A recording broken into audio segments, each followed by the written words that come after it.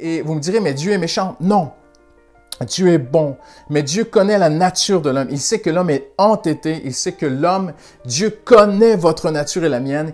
Il sait que nous devons aller au bout de nous-mêmes, au bout de nos efforts, au bout de notre religion, au bout de nos croyances, au bout de tout ce qu'on peut essayer de faire pour être bon et arriver à un échec. Et c'est pour ça que le prophète dira, Dieu dira à travers le prophète, dans la vallée de Baca, j'ai mis une porte d'espérance.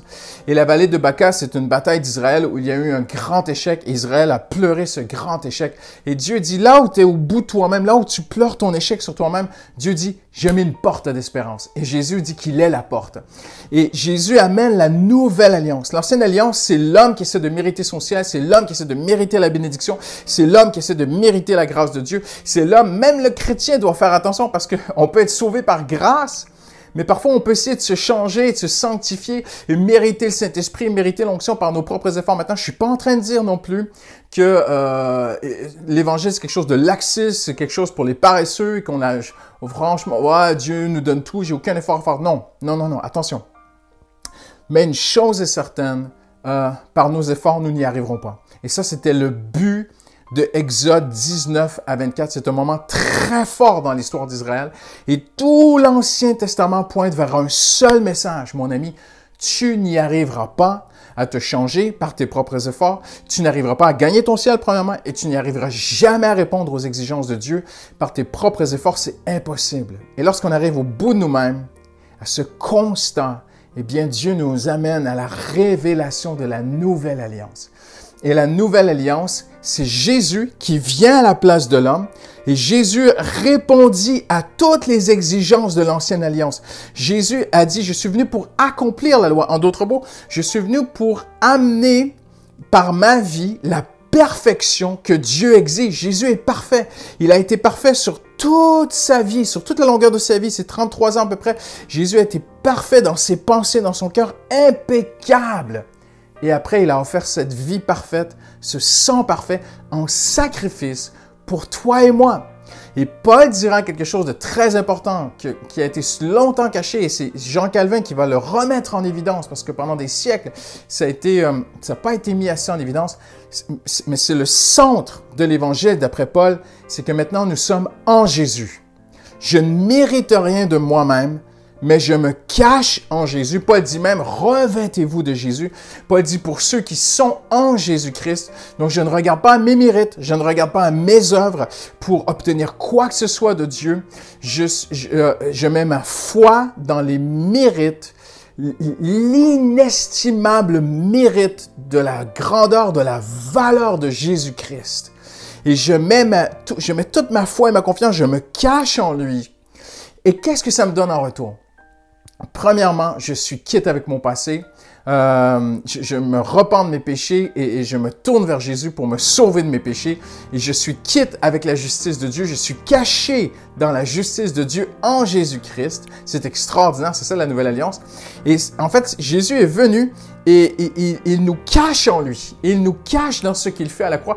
Paul dit, vous êtes morts avec lui à la croix et vous êtes ressuscités avec lui. C'est extraordinaire.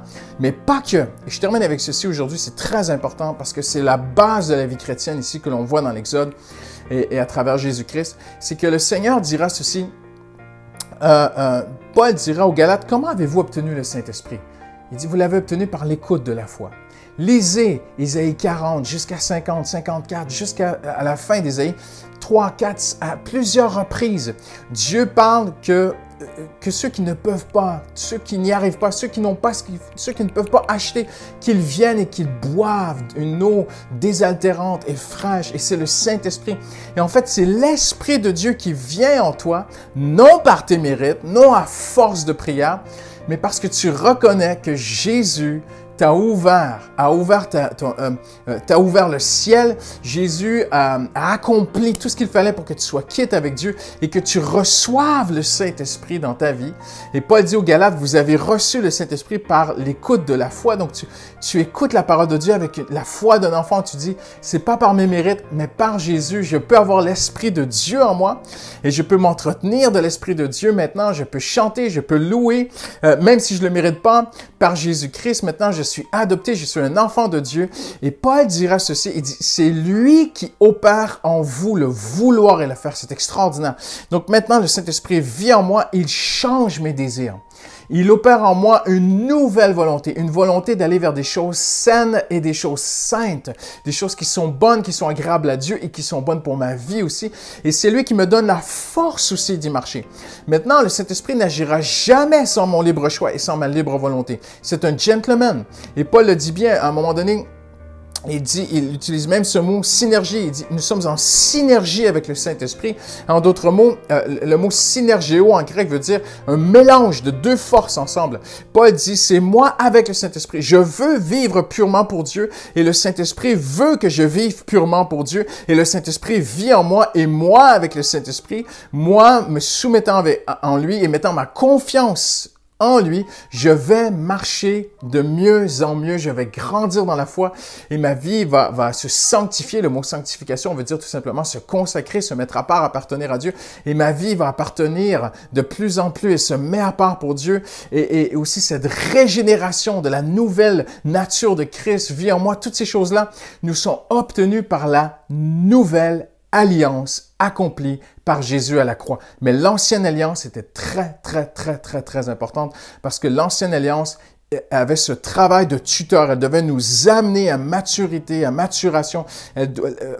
La loi, les exigences de Dieu sont placées devant nous. On essaie de les respecter et on retombe et on n'arrive pas par nos efforts. Et à un moment donné, on arrive au bout de nous-mêmes. On dit, Seigneur, je te donne ma vie, je me confie en toi, je me repose en toi. Regardez ce que Dieu demande dans Isaïe à son peuple, de toutes les lois que Dieu demande. Il dit respecter le droit à la justice et il va citer une loi. Il va citer le sabbat, c'est le repos. Seigneur, je veux me reposer en toi de mes œuvres. Hébreux 2 dit que celui qui est maintenant en Dieu se repose de ses efforts, de ses œuvres, comme Dieu lui-même se repose. Seigneur, je ne compte plus sur mes mérites pour être en paix avec Dieu, mais je ne compte plus non plus sur ma force de caractère, ma force de volonté pour être agréable à Dieu.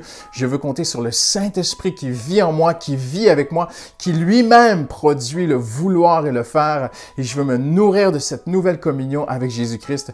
Donc, il y a un message ici très fort pour nous aujourd'hui, dans Exode 19 à 22. C'est cette ancienne alliance que Dieu fit avec Israël, qui est très importante, où Dieu te montre, voici mes exigences, et j'aimerais tellement que tu y arrives, mais je sais que tu ne peux pas y arriver. Et je dois pas malheureusement, mais je t'aime. Et parfois, Dieu doit nous conduire au bout de nous-mêmes pour qu'on puisse vraiment découvrir la nouvelle alliance en Jésus-Christ. Je vous souhaite une excellente journée. Merci.